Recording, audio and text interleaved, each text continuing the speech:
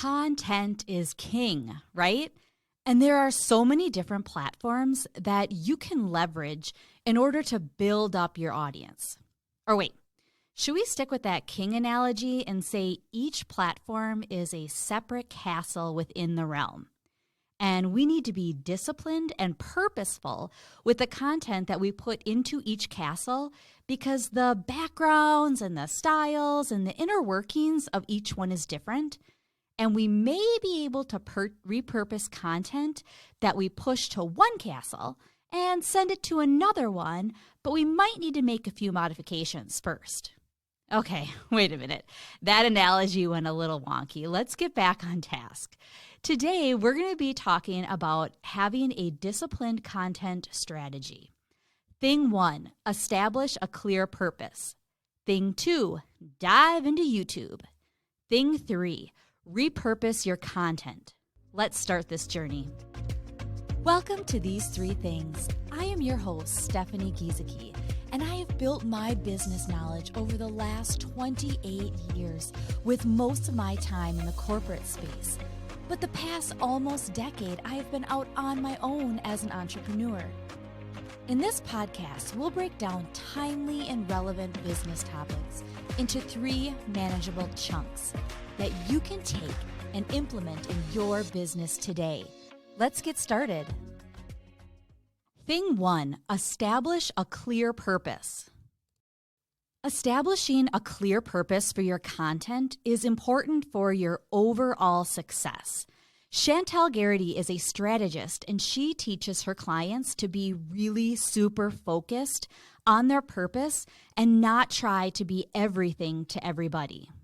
The good news is you do not have to do everything. You only have to do what's relevant to you and relevant to your audience. And even the strategies that I talk about are either for introverts, they're for extroverts, they're for those who want to be very public, for those who want to be very private, for those who've got websites, those who don't. There's a strategy and there's a funnel for every single business owner. And they don't ever have to feel pressured into doing something that they don't feel comfortable doing, because chances are they won't do it well and they won't enjoy it and they won't stick with it. I do believe that the business owner does need to be in alignment with how they feel. And so I think people get into that thing that I've just got to do what everyone else is doing, and they don't need to. Everyone comes to me and they go, I've got to have a public group and I've got to have a private group and I've got to send people from the page to the private group to the public group, private group back to the website, back to a discovery call, back to my offer. And I'm going, whoa, no wonder you're overwhelmed and you're stressed. You don't have to be doing all of that. You just need to have one funnel, but I actually prefer to use the words customer journey. You just need a customer journey. Who is your audience? What is your offer? How can you communicate to them? How can you use the platform to put yourself in front of them? And then evoke curiosity, effectively communicate what it is that you do, get them to believe in what it is that you do, and then pay you the money. And you don't have to pay for advertising, because that's the other thing. People keep thinking that they have to gamble, and Facebook ads is a beast, and we still don't use any advertising in my business. Being purposeful about who your target audience actually is will help you communicate what you are offering. The most important thing about being relevant on Facebook and standing out from your competitors and being able to find your ideal clients is actually your offer. So many people do not have clarity around the offer that they have, or the offer that they have is confusing and it's not meaningful to the audience. So often it's the offer that's the problem. The second problem that often happens is they don't know who the audience is, or the person they're trying to target isn't actually prepared to pay for that offer. And then they're never going to buy it. So they might engage, but they're never going to purchase what it is that you have.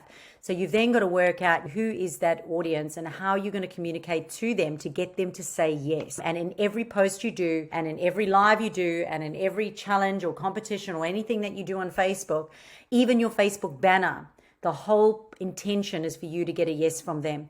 And if they don't understand what you do, or don't understand the offer, or don't understand the problem that it solves or the benefit that's in it for them, they're not going to jump at it.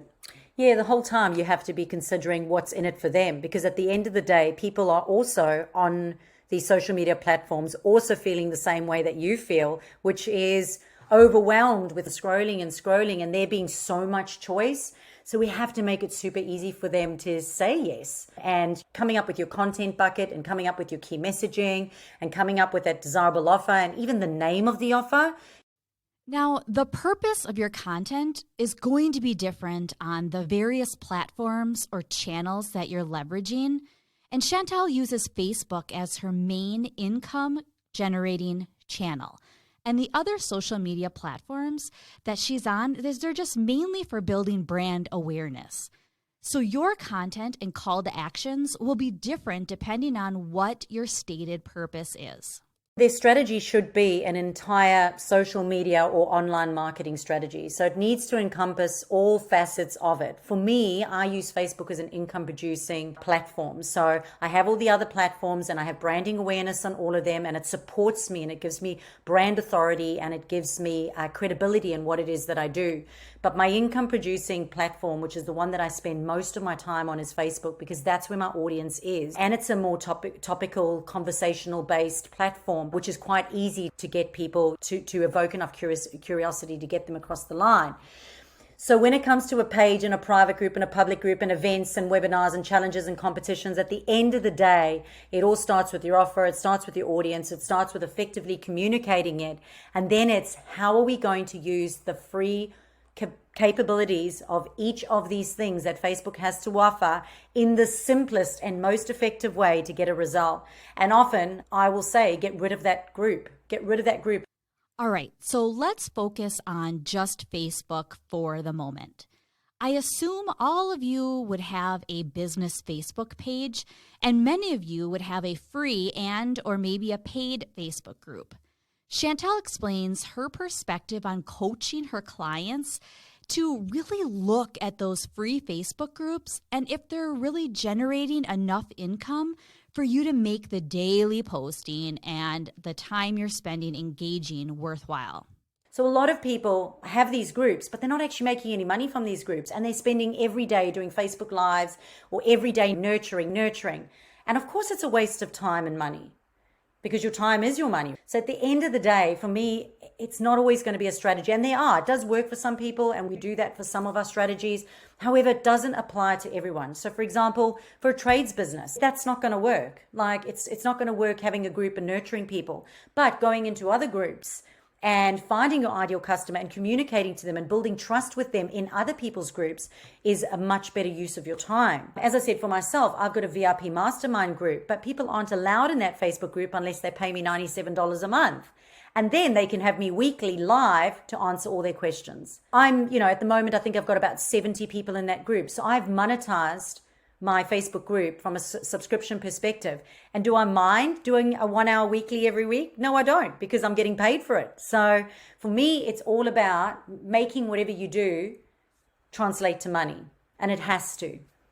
Yeah, look, and it doesn't look, it in some cases, that is something that I am doing where that, yes, they've got to have a public group and they've got to nurture those people, but there's a strategy around that. And you have to show up and you have to be consistent and you've got to get engagement, because that's how the algorithm works. So at the end of the day, the algorithm works in that whatever you're putting in and whatever other people are putting in the same thing or showing interest in, you're going to come up in front of each other. If they stop pushing like, comment, or share, and if they stop checking into your group, they're not going to get those notifications. And if they don't know how to turn those notifications on your group, in your group or in your page, well, they're going to miss out on those notifications. And then you fall way into the back end of the world and you'll never come up again in their scroll line. So keeping those people engaged is a lot of hard work. And there's a lot of the time people are doing way too much nurturing. There's way too much stroking and nurturing and way too much give it all away for free. You only ever give away the what, you don't ever give away the how. And that is super, super important. I encourage you to look at all the platforms you're on and try to define what your purpose is for each. So thinking about it in this framework will help you continue to build your disciplined content strategy. Thing 2, dive into YouTube. Adding YouTube into your disciplined content strategy can open the doors of your content to a larger audience. Gulce Oneger with Jumpstart YouTube started her channel 2 years ago and has grown her views to 200,000. I am the founder of Jumpstart YouTube. And with Jumpstart YouTube, my biggest mission is to help course creators, coaches, and entrepreneurs to really put their message out there and to really be seen to a new audience that really resonates with their message and build their email list. And eventually, if they have something to launch, they have an audience waiting for them already. So this is something I've been doing now for almost 2 years. And it all started with my own personal YouTube journey.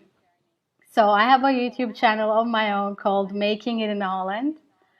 And it's all about expat life and entrepreneurship in the Netherlands, which is where I'm based. And I really wanted to see this as a case study, learn a lot, implement a lot, and see how far I can take my own channel. So I'm almost close to 200K views right now, which is crazy. This is something I never would have imagined 2 years ago. Part of Gulce's content strategy is to really use YouTube to build her audience as well as to build her email list.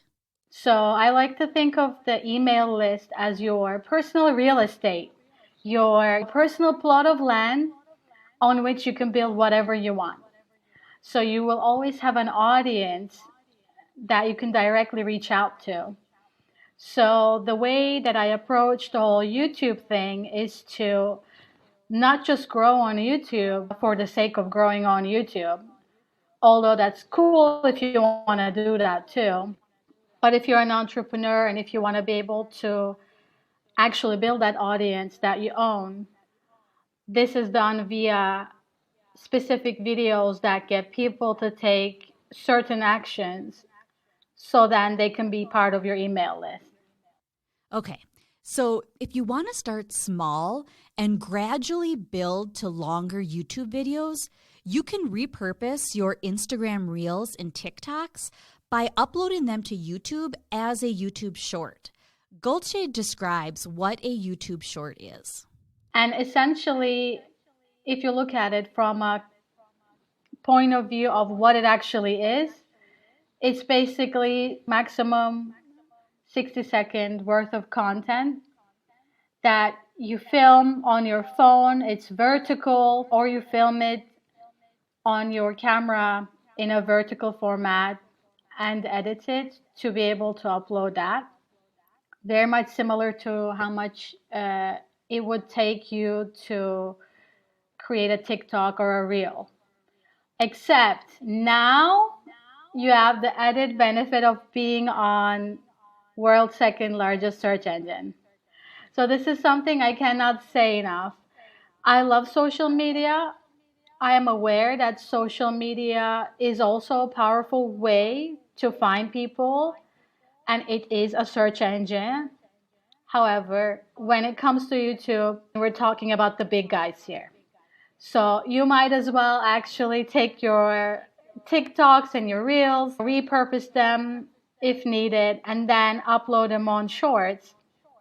Now, repurposing your Reels and TikToks is a great way to get started on YouTube with, relatively low effort.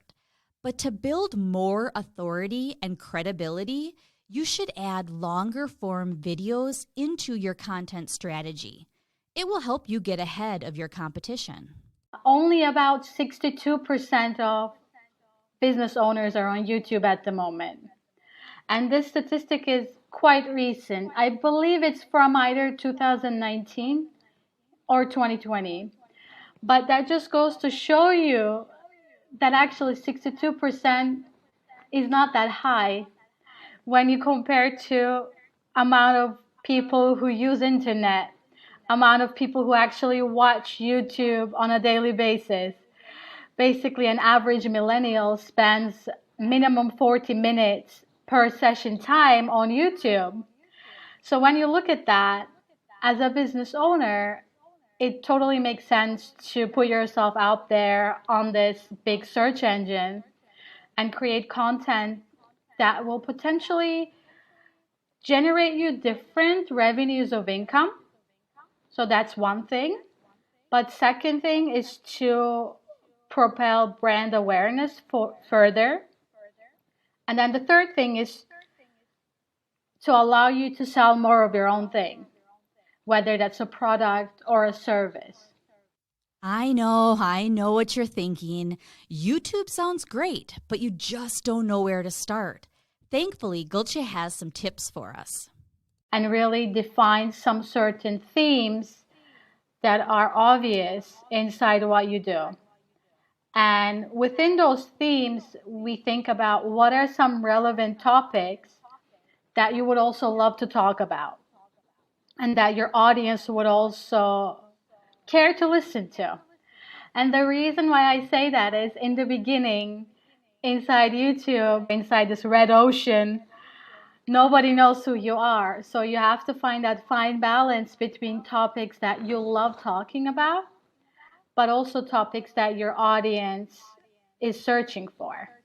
So this is a way that we approach this YouTube game without having this overwhelm. Okay, so you've written down your list of topic ideas. Now what? I really think the number one thing is to just start. And then with every video that you upload, think about what's that one thing you can improve with every video. Don't think about everything all at once, because that's when you get into this analysis paralysis, and we're trying to avoid that. So for example, your first video, think about your script. Your second video, think about your framing.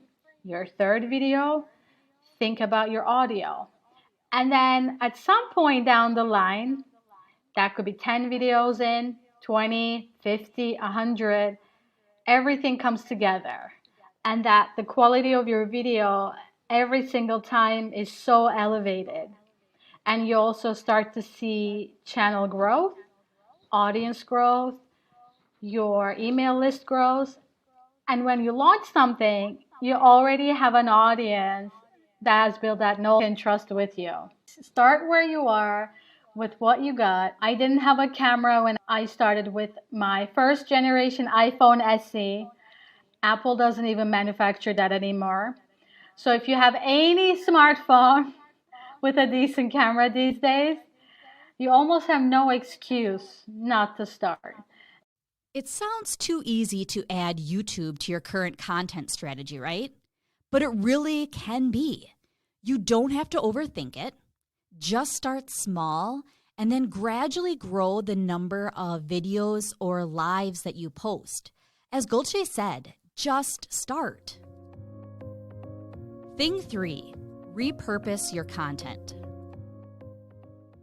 We all know the struggle is real when it comes to creating consistent content for all the platforms that we're on.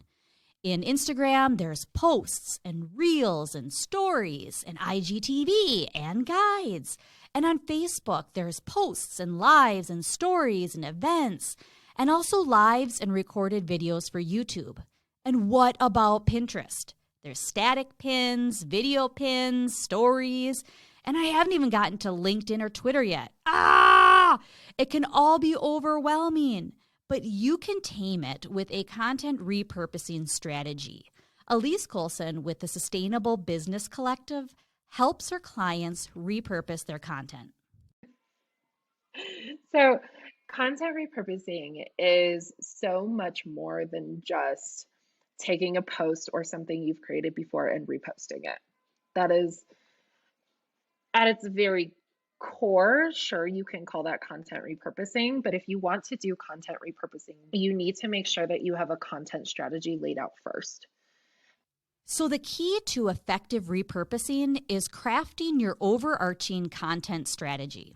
And creating that content strategy from the beginning is going to give you the opportunity to say, here's where I'm showing up primarily. That's what you need to make sure, that there is one place where you are trying to pull your traffic in. They are your warmest audience. That is the place where you are nurturing them the best. Because so many times I see way too often people trying to spread themselves so thin and be on every single platform and trying to show up on every single platform. And really, that is not serving anybody well. And so then our audience tends to be much colder. And then when you launch something, your sales tend to be affected by that. Elise suggests starting your content strategy around just one platform, and then you can branch out from there. So wherever that primary place is, whether it's a Facebook group and you're doing Facebook Lives and engaging with your audience there, or it's your email list and you send out weekly emails, or it's Instagram, or whatever the platform is, you pick that one place, and that's where you begin planning out your content within your content strategy. And you use those same ideas and topics, and that's where your repurposing content comes from to reach your audience on those other platforms. You might think that your audience will get tired of hearing similar messages from you, but that is just not true.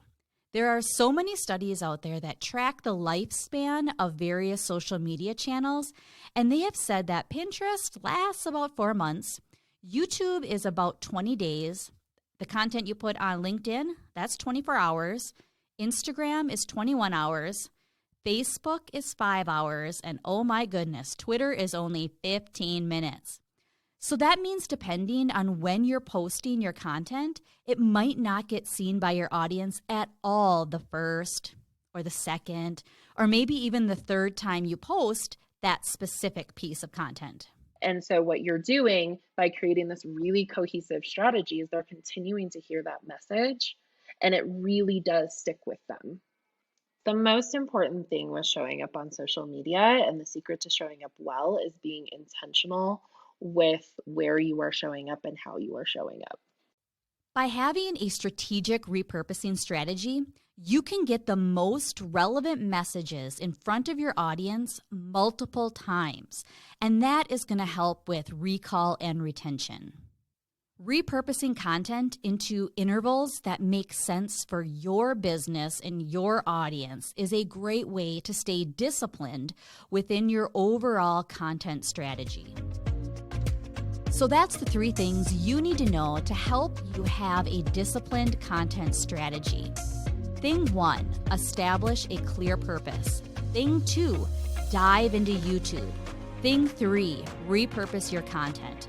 Thank you for joining us today. If you want to see more content like this, subscribe to this podcast or go to sparklerisethrive.com/podcast for show notes and other resources.